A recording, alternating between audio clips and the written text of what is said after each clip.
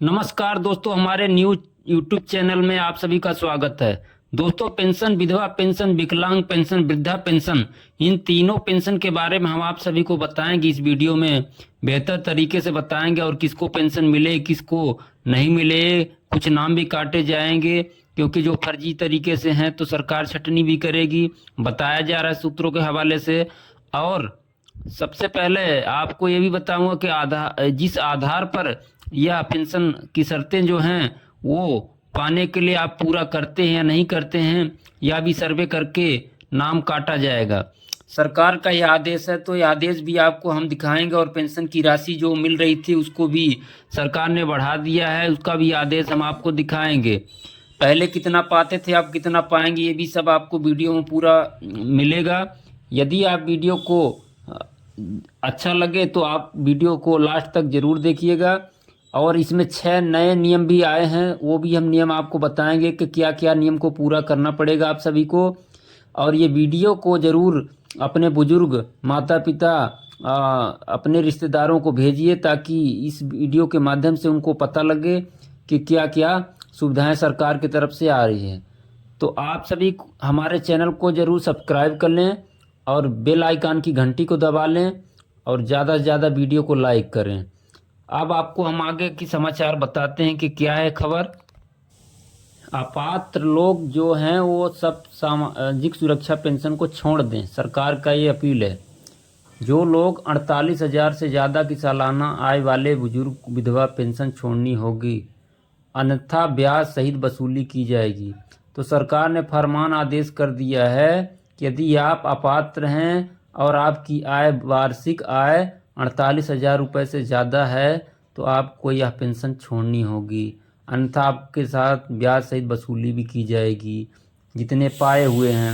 वृद्धा, विधवा, विकलांग पेंशन धारकों को फेस KYC के लिए आदेश जारी किया गया है।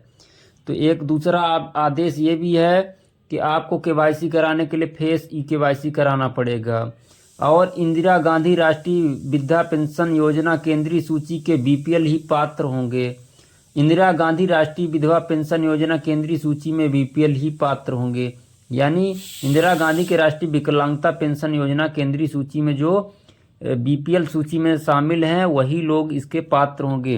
अन्यथा यदि कोई फर्जीवाड़ा करके आप पेंशन ले रहे हैं तो आपका नाम काटा जा सकता है।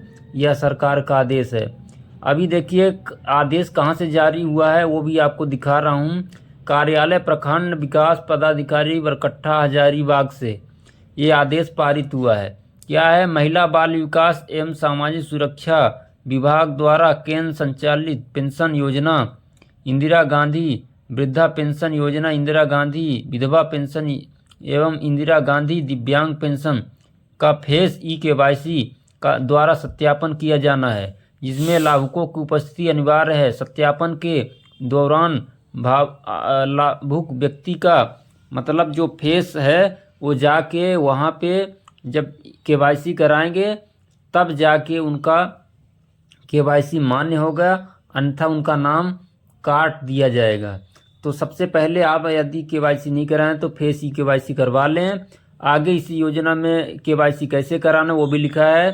भारत सरकार ने वृद्धा, विधवा और विकलांग पेंशन धारकों के लिए एक नया नियम लागू किया है, जिसके तहत आप सभी लाभार्थियों को फेस KYC करवाना अनिवार्य है। यह कदम पेंशन योजनाओं को सुरक्षित और सुचारू बनाने के लिए उठाया गया है। एक महत्वपूर्ण कदम है जिससे केवल की ज़रूरतमंद व्यक्तियों को इसका लाभ मिले।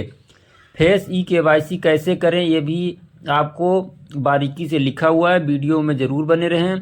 वृद्धा पेंशन, विकलांग पेंशन एवं विधवा पेंशन के लिए अगर आप फेस KYC करवाना चाहते हैं तो आप ऑनलाइन उनके आधिकारिक पोर्टल के माध्यम से भी कर सकते हैं। साथ ही साथ विभिन्न जगहों पर कैंप भी लगा करके भी इसका KYC करवाया जा रहा है। इसलिए आप अपने नज़दीकी पंचायत कार्यालय से संपर्क करें, वहां जाकर पता करें कि कब आपकी जगह पर वृद्धा पेंशन धारकों के लिए KYC का कार्य किया जा रहा है। यानी कि यह कैंप के माध्यम से या ऑनलाइन के माध्यम से भी आप KYC करवा सकते हैं जा करके। वृद्धा, विधवा, विकलांग पेंशन 2025, यानी कि जो पेंशन का आय बढ़ा है तो तो पहले कितना मिलता था वो भी है, 3500 रुपये पहले मिलता। तो आपको इसमें हम दिखा रहे हैं वृद्धा विधवा विकलांग पेंशन पहले 1500 रुपये थे, अब सीधे 3500 रुपये मिलेंगे। किनको मिलेगी ये बढ़ी हुई पेंशन और किसको नहीं मिलेगी, किनका नाम कटेगा, वो भी आपको वीडियो में देखने को मिलेगा। पेंशन के लिए 6 नए नियम जो लागू हुए हैं वो क्या क्या हैं वो भी आप देख लीजिए। डिजिटल आधार वेरिफिकेशन अनिवार्य, पहला नंबर है। अब सभी लाभार्थियों का आधार से जुड़ा मोबाइल नंबर और KYC करवाना जरूरी है, अन्यथा उनका नाम काट दिया जाएगा। तो ये ज़रूरी है, आप करोगे तभी आपके नाम दर्ज रहेंगे। डिजिटल जीवन प्रमाण पत्र जरूरी, हर साल पेंशन चालू रखने के लिए ऑनलाइन जीवन प्रमाण पत्र देना होगा। यानी कि दूसरा जो नियम है वो आप जीवन प्रमाण पत्र भी देना होगा। और तीसरा वार्षिक आय सत्यापन, यानी कि हमने आपको बताया कि 48,000 रुपये सालाना आय होनी चाहिए, तो वो भी आपको देना होगा।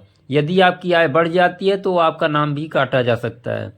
तो एक बार आय और स्थिति पुनः जांच की जाएगी। अब आज चौथा है DBT। DBT के जरिए सीधा पैसा खाते में आता है, यानी कि आपका जो बीच का मध्यस्थता वाला बिचौलिया होगा उसकी छुट्टी हो जाएगी, पैसा सीधे आपके बैंक खाते में आएगा। और पाँचवा, नई पात्रता सूची जारी, जिसके पास पहले से सरकारी पेंशन व आय ज़्यादा है उसके पेंशन बंद होगी, यानी कि ज़्यादा आय होगी तो आपका बंद कर दिया जाएगा। राज्य सरकारें अब 3500 तक पेंशन दे सकती हैं। इससे पहले 1500 रुपये मिलते थे, अब 2000 तक की बढ़ोतरी की गई है। यानी कि अब राज्य सरकार भी इसके लिए अपना अलग से ही अपने राज्य में या लागू कर सकता है। और इन लोगों को मिलेगी पेंशन, किसको किसको मिलेगी ये भी आप देख लीजिए। जिनकी उम्र 60 साल से ज़्यादा है, वृद्ध हैं, उनको यह पेंशन मिलेगा। जिन महिलाओं के पति की मृत्यु हो चुकी है, यानी कि वो विधवा हैं, जिनकी विकलांगता 40% या उससे ज़्यादा है, यानी कि जिनकी मृत्यु हो चुकी जिनके पति का, उन महिलाओं को भी विधवा पेंशन मिलेगा। और जो लोग विकलांग हैं लगभग शारीरिक दृष्टि से 40%, उनको भी मिलेगा। और जिनकी मासिक आय, ये यहाँ पे गलत है, यहाँ पे आपको 48,000 रुपये अगर वार्षिक आय है तो आपको अंदर है तो मिलेगा। आधार, बैंक और मोबाइल लिंक, समय पर जीवन प्रमाण पत्र जमा किया है, तो ये सब डॉक्यूमेंट जो भी हैं यदि आप पूरे करते हैं तो आपका वृद्धा पेंशन बंद नहीं होगा, आपको मिलती रहेगी। और इनको नहीं मिलेगा पेंशन, वो भी आप देख लीजिए इस वीडियो में कि किसको किसको नहीं मिले। जिनकी आय 48,000 रुपये से ज़्यादा है, यानी कि 48,000 रुपये से ज़्यादा है, उनको पेंशन नहीं मिले। जिनके बच्चे सरकारी नौकरी में हैं उन लोगों को भी नहीं मिलेगी। जिन लोगों ने सत्यापन नहीं करवाया है और जिनकी उम्र या दस्तावेज गलत है, विधवा महिला ने पुनः विवाह कर लिया हो तो उसको भी पेंशन नहीं मिलेगा।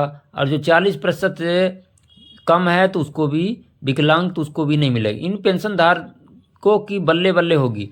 किसका किसको पैसे का फ़ायदा होगा? जिनका सत्यापन पूरा हो गया और जो सभी शर्तें पूरी करते हैं, अब उन्हें 1500 की जगह 3500 रुपये तक की पेंशन मिल रही है। कुछ राज्यों ने तो बकाया भुगतान भी शुरू कर दिया है। यानी कि सर कुछ राज्य, पूरे भारत में कई ऐसे राज्य हैं जहाँ पे ज़्यादा पेंशन बढ़ा दिया गया है सरकार की तरफ से। केंद्र सरकार का कुछ अलग योजनाएं होता है, राज्य सरकार का अलग, दोनों का कम्बिनेशन मिला के बढ़ा दिया गया है। तो अब आप देखिए कितना खुश हो रहे हैं वृद्ध लोग, जिनको सालाना यानी कि महीने का जो आय है यदि उनका बढ़ा दिया गया है तो उनके लिए बहुत अच्छी खबर है। और ये वीडियो आप ज़रूर लास्ट तक देखिएगा ताकि आपको ये पता लगे। लेकिन वीडियो को देखिएगा तो लाइक भी कीजिएगा और हमारे चैनल को सब्सक्राइब कर लें। यदि आप नए हैं तो बेल आइकन की घंटी को दबा लें। शुक्रिया।